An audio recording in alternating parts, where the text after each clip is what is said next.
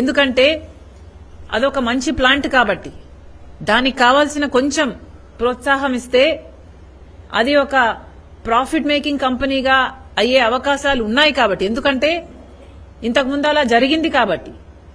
At one point in time it was a great profit making company. మళ్లీ ఆ స్థితికి రావాలి అని వాళ్ళు చేస్తున్న న్యాయమైన డిమాండ్లలో ఒక్కటంటే ఒక్కటైనా నెరవేర్చారా? సేల్లో విలీనం చేయమని ఎప్పటి నుంచో అడుగుతున్నారు. స్టీల్ అథారిటీ ఆఫ్ ఇండియాలో విశాఖపట్నం స్టీల్ ని విలీనం చేస్తే అసలు ఏ గొడవ ఉండదు, మాకు సెక్యూరిటీ ఉంటుంది, మా జాబ్స్ కి సెక్యూరిటీ ఉంటుంది, కంపెనీకి అష్యూరెన్స్ ఉంటుంది, ప్రైవేటీకరణ కాబోదు అన్న అష్యూరెన్స్ ఉంటుంది. దయచేసి చెయ్యండి, సెయిల్లో దీన్ని భాగం చేయండి అని ఎన్నిసార్లు ఎంతమందిని వీళ్ళు అడిగినా కూడా మొత్తం అంతా బూడిదలో పోసిన పన్నీరే. ఒక్కడంటే ఒక్కడు, ఒక్క నాయకుడు కూడా వీళ్ళకి కావాల్సింది ఇంతవరకు చెయ్యలేదు కాదు కదా, కనీసం ప్రయత్నం కూడా చెయ్యలేదు. క్యాప్టివ్ మైన్స్ అయినా ఇవ్వండి, కనీసం సెయిల్లో విలీనం చేయకపోతే కనీసం క్యాప్టివ్ మైన్స్ అయినా ఇవ్వండి అంటే ఈ రోజు వరకు కూడా క్యాప్టివ్ మైన్స్ ఇవ్వలేదు.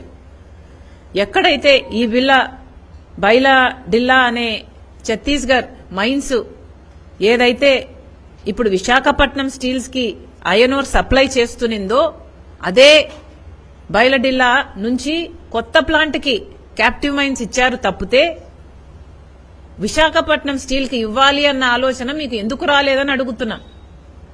ఎప్పటి నుంచో అడుగుతున్నారు కదా, మరి ఎప్పటి నుంచో అడుగుతున్న ఈ డిమాండ్ ని మీరు బైపాస్ చేసి ఒక ప్రైవేట్ కంపెనీకి ఎలా కేటాయించగలిగారు? ప్రిఫరెన్స్ ప్రకారము ఆర్ ఆర్డర్ ఆఫ్ డిమాండ్ ప్రకారం చూసుకున్నా, ఎట్లా చూసుకున్నా విశాఖపట్నం స్టీల్ ని ఈ మిట్టల్ స్టీల్ ఎలా బైపాస్ చేసింది, ఎప్పుడు బైపాస్ చేసింది, ఎలా బైపాస్ చేయనిచ్చారు?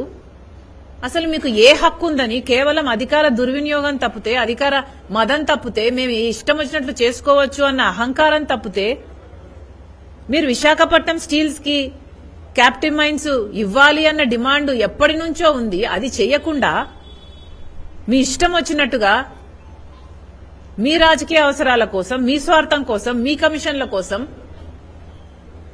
అదే బైలడిల్లా మైన్స్ ని మీరు ఒక ప్రైవేట్ స్టీల్ కంపెనీకి కేటాయించారు. ఇది న్యాయమేనా? ప్రజలు గమనిస్తున్నారు, మీరేం చేస్తున్నారు అని ప్రజలు గమనిస్తున్నారు. This is definitely not right. అక్కడి నుంచి వీళ్లకు క్యాప్టివ్ మైన్స్ లేవు కాబట్టి విశాఖపట్నం స్టీల్ కి కనీసం 6,000 రూపాయలు ఎక్కువ టన్నుకు పెట్టి కొనాల్సి వస్తుంది. దాంతో ఇన్ని సంవత్సరాలు ఇంత అధిక భారం అయ్యి ఇప్పటికీ దాదాపు 20,000 కోట్ల రూపాయలు అప్పుల్లో ఉంది. My numbers may be a little this way or that way, but అప్పుల్లో ఉంది. దానికి కారణం ఏమిటి అని చూస్తే ఇదే. ఇయ్యాల్సిన ప్రోత్సాహాలలో ఒక్కటి కూడా ఇవ్వలేదు. సెయిల్లో విలీనం చేయరు, క్యాప్టివ్ మైన్స్ ఇవ్వరు, దేంట్లోనూ రాయితీలు ఇయ్యరు. ఈ ప్రైవేట్ కంపెనీకి ఇన్ని రాయితీలు ఇచ్చారే, ఆ రాయితీలలో ఏ రాయితీ వైజాగ్ స్టీల్ కి లేదు. 3 సంవత్సరాలు మాత్రమే ట్యాక్స్ హాలిడే మాకు ఇవ్వండి అని ఎప్పటి నుంచో అడుగుతున్నారు. ఇప్పుడు 15 సంవత్సరాలు స్టేట్ జీఎస్టీ ఎలాగైతే మిట్టల్ స్టీల్ కి రాయితీ ఇచ్చారో అలాంటి రాయితీ వైజాగ్ స్టీల్ కి ఎందుకు ఇవ్వకూడదు? వీళ్ళు అడిగిందల్లా 3 సంవత్సరాలే, కనీసం అదైనా ఇచ్చారా? ఇప్పటి వరకు దానికి కూడా దిక్కులేదు. సమాధానం చెప్పాల్సిన అవసరం ఉంది. బీజేపీ అయినా, రాష్ట్ర ప్రభుత్వం అయినా, కూటమి సర్కారు సమాధానం చెప్పాల్సిన అవసరం ఉంది. మైన్స్ కేటాయింపుల విషయంలో అయితేనేమి, ఈ ట్యాక్స్ హాలిడేలో అయితేనేమి ప్రజలకు సమాధానం చెప్పాల్సిన అవసరం ఉంది. మిట్టల్ మీద మీకు ఎందుకంత ప్రేమ? విశాఖపట్నం స్టీల్ మీద ఎందుకంత సవతి తల్లి ప్రేమ? సమాధానం చెప్పాల్సిన అవసరం ఉంది. అదే కాదు, క్యాప్టివ్ పోర్టు కూడా కావాలి అని ఎప్పటి నుంచో అడుగుతున్నారు. వీళ్ళకి ఇవ్వాల్సిన పోర్టును తీసుకెళ్లి అదానికి ఇచ్చారు. దాంతో ఇంతకు ముందు అయ్యే ఖర్చు కంటే ఇప్పుడు ఇంకా ఎక్కువ ఖర్చు అవుతుంది ట్రాన్స్పోర్టేషన్ కి. అది మళ్లీ అధిక భారమే. పోనీ ఎలక్ట్రిసిటీ రాయితీ ఇచ్చారంటే అది లేదు. ఒక్క రకంగా కూడా సహాయం చేయలేదు, ఒక్క రకంగా కూడా ఆదుకోలేదు. మొన్న ఇచ్చామంటున్నారే 11,500 కోట్ల రూపాయలు సహాయము, అది కూడా ఒక చేత్తో ఇచ్చారు, ఒక చేత్తో తీసుకున్నారు. అది కూడా విడతలుగా ఇచ్చారు. కానీ మొత్తం డబ్బులు కూడా ప్లాంట్ అభివృద్ధి కోసం వాడలేదు. అప్పులుగా ఇచ్చారు, మళ్ళీ అప్పులు తీసుకుంటున్నాం అన్నట్టుగా రాయితీగా ఇచ్చారు, లోన్స్ ఉన్నాయి కట్టాలి అని అది వెంటనే తీసుకున్నారు. అసలు కొన్ని గంటల టైం కూడా ఇవ్వలేదు. అది ఎంప్లాయీ బెనిఫిట్ కోసం వాడలేదు, ప్లాంట్ అభివృద్ధి కోసం అంతకంటే వాడలేదు. కేవలం 10,000 కోట్ల రూపాయలు సహాయం చేయండి, కొత్త ఎక్విప్మెంట్ కొంటే 7.5 మిలియన్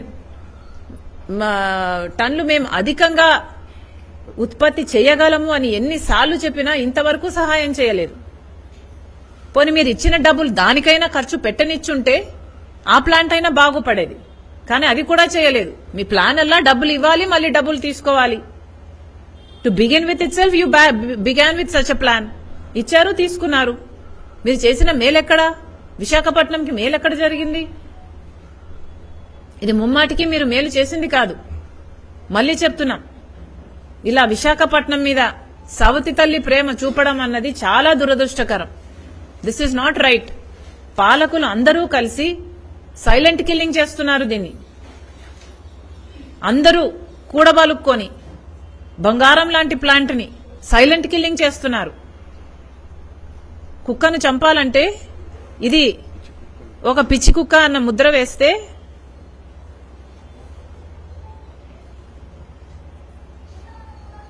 ప్రజలే దాన్ని రాళ్ళేసి చంపేస్తారు అన్నది పాయింట్. ఏమ్మా, ఐ డిడ్ నాట్ మూవ్. అరే నేను కదలలేదు, కదలకుండా వేరియేషన్ వచ్చింది, నన్ను అంటారేంటిది?